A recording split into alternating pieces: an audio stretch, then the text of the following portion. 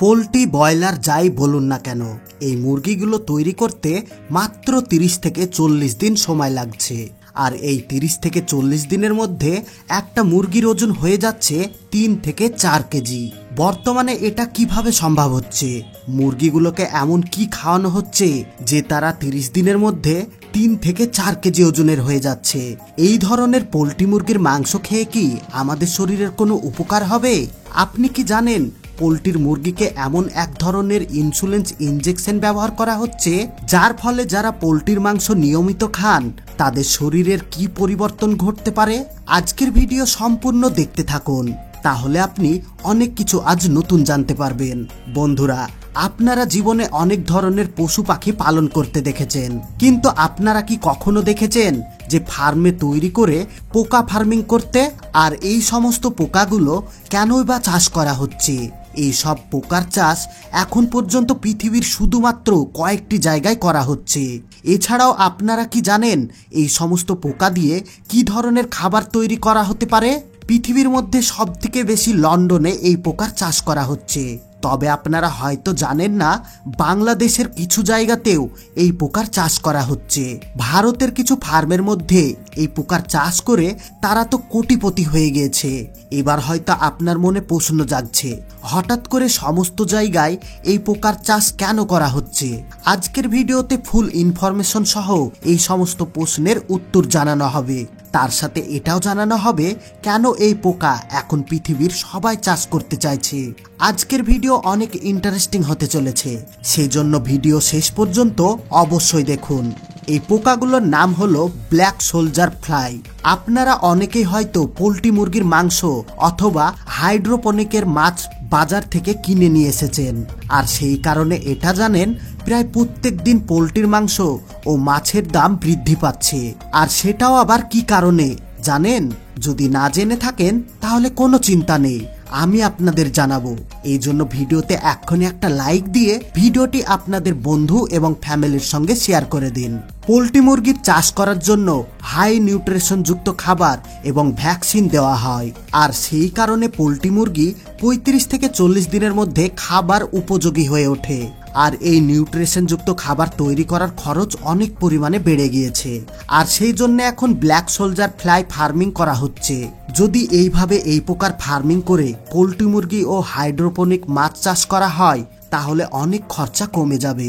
তার সাথে আপনারা যদি মনে করেন এই প্রকার ফার্মিং করে মার্কেটে বিক্রি করবেন তাহলে সেটাও করতে পারেন। আপনি যদি এই প্রকার ফার্মিং করেন তাহলে আপনি একই সাথে 2 থেকে 3 রকমের প্রফিট করতে পারবেন। আর কি কারণে এই প্রকার ফার্মিং পৃথিবীর সবাই করতে চাইছে জানেন? কারণ এই ফার্মিং 15 দিনের মধ্যে কমপ্লিট হয়ে যায়। এই পোকা মাত্র 5 দিনের মধ্যেই হাজার হাজার কিলো পোল্ট্রি মুরগির খাবার তৈরি করে দিতে পারে। তাছাড়াও এদের ফার্মিং করার জন্য অতিরিক্ত কোনো জায়গার প্রয়োজন পড়ে না, শুধুমাত্র যে কোনো একটি ঘর থাকলেই হবে। সর্বপ্রথমে যেখানে এই প্রকার ফার্মিং করা হয় সেখানে এইভাবে ছোট ছোট কাঠের টুকরো হালকা হালকা ফাঁকা রেখে সাজানো হয়। আর প্রত্যেকটি কাঠকে এইভাবে ফাঁকা রাখার কারণ হলো এই ফাঁকের মধ্যে পোকাগুলি ডিম পাড়ে। তারপর ঠিক ডিম দেওয়ার 2 দিন পর প্রতিটি কাঠের টুকরো থেকে ডিমগুলোকে সংগ্রহ করে নেওয়া হয়। সেই জন্য কাঠের টুকরোগুলিকে একজন ওয়ার্কার সাবধানতার সাথে ট্রেতে তুলে নিয়ে চলে যায়, আর এইভাবে খুব সাবধানতার সাথে ডিমগুলোকে সংগ্রহ করে নেওয়া হয়। তারপর এই ডিমগুলোকে হ্যাচিং এর জন্য রেখে দেওয়া হয়, আর এইভাবে 5 দিন পর্যন্ত রেখে দেওয়া হয়। 5 দিন পরে ডিমগুলি থেকে লার্ভা তৈরি হয়ে যায়, কিন্তু এই সব লার্ভা তৈরি হওয়ার পরে সঙ্গে সঙ্গে অনেকে মারা যায়।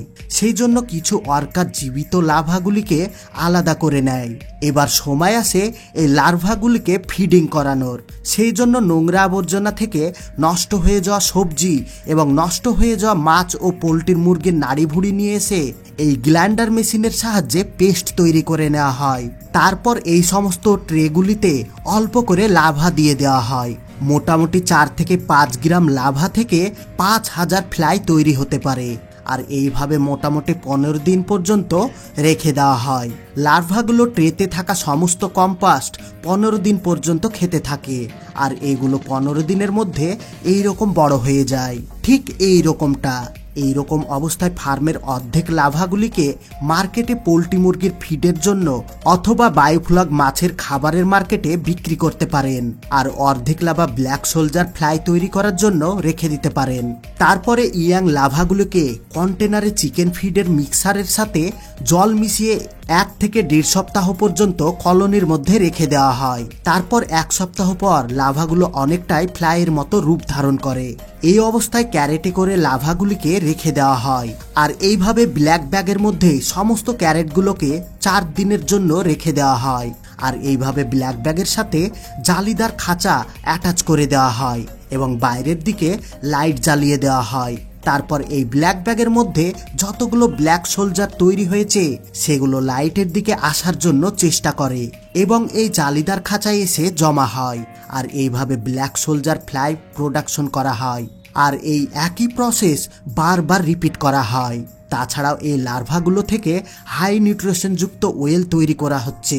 এইভাবে লাভাগুলোকে চালনের সাহায্যে সেপারেট করে নেওয়া হয়, পরে কনভার বেল্টের সাহায্যে পাঠিয়ে দেওয়া হয় ক্রাশিং সেকশনে, যেখানে লাভাগুলিকে পিষে তেল বের করে নেওয়া হয়। তারপর সমস্ত তেল রিফাইন করে মার্কেটে বিক্রি করা হয় এবং উপরে যে সেলগুলো থেকে যায় সেগুলোকে পিষে পাউডার তৈরি করে নেওয়া হয় এবং সেগুলোকে মার্কেটে বিক্রি করে দেওয়া হয়। তো বন্ধুরা, এই সমস্ত ইউনিক ফার্মিং করা দেখে আপনাদের কেমন লেগেছে সেটা কমেন্ট করে অবশ্যই জানাবেন। আপনারা হয়তো অনেকেই জানতেন না কিভাবে পোল্ট্রি মুরগি এবং বায়োফ্লগ মাছের খাবার তৈরি করা হয়। আজ আপনাদেরকে সেটা ডিটেলসে ফ্যাক্টরির সমস্ত প্রসেস দেখিয়ে দিলাম। কিন্তু আপনাদের কাছে আমার একটাই প্রশ্ন রইল, 30 থেকে 40 দিনের মুরগি কি আমাদের খাওয়ার যোগ্য?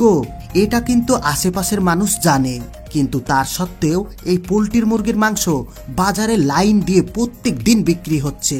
অনেক রিসার্চে জানা গিয়েছে এই মাংস খাওয়ার ফলে আমাদের শরীরের নানান ধরনের ক্ষতি হয়, কিন্তু তার সত্ত্বেও মানুষ চোখ বন্ধ করে এগুলো খাচ্ছে।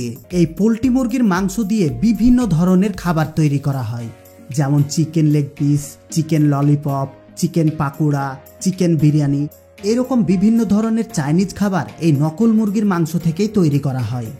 শুধুমাত্র ভারত আর বাংলাদেশে প্রতিদিন কত কুইন্টাল এই পোল্ট্রির মাংস খাওয়া হয় জানলে আপনি অবাক হয়ে যাবেন। তাহলে একবার ভেবে দেখুন এই নকল মুরগির মাংস থেকে কিভাবে আমাদের শরীরে মারাত্মক রোগ তৈরি হয়ে যাচ্ছে। পোল্ট্রি মুরগির বাচ্চাগুলো ডিম থেকে ফুটে 24 ঘন্টা পর এদেরকে এক ধরনের ইনসুলেন্স ইনজেকশন করা হয়। এটা হচ্ছে একটা ভিটামিন ইনসুলেন্স। ফ্যাক্টরিতে মুরগির বাচ্চাগুলোর সঙ্গে এমন ব্যবহার করা হয় মনে হয় যেন এই মুরগিগুলোর মধ্যে কোনো রকম প্রাণ নেই। আমার দায়িত্ব আপনাদেরকে সতর্ক করা। এইরকম ধরনের সতর্কমূলক ভিডিও প্রত্যেকদিন দেখার জন্য আমাদের চ্যানেলটিকে সাবস্ক্রাইব করে অল নোটিফিকেশন সিলেক্ট করে রাখুন। আর ভিডিও ভালো লাগলে ভিডিওতে একটা লাইক দিয়ে ভিডিওটি আপনাদের বন্ধু এবং ফ্যামিলির সঙ্গে শেয়ার করে দেন। এতক্ষণ পর্যন্ত সঙ্গে থাকার জন্য আপনাদের সবাইকে অসংখ্য ধন্যবাদ।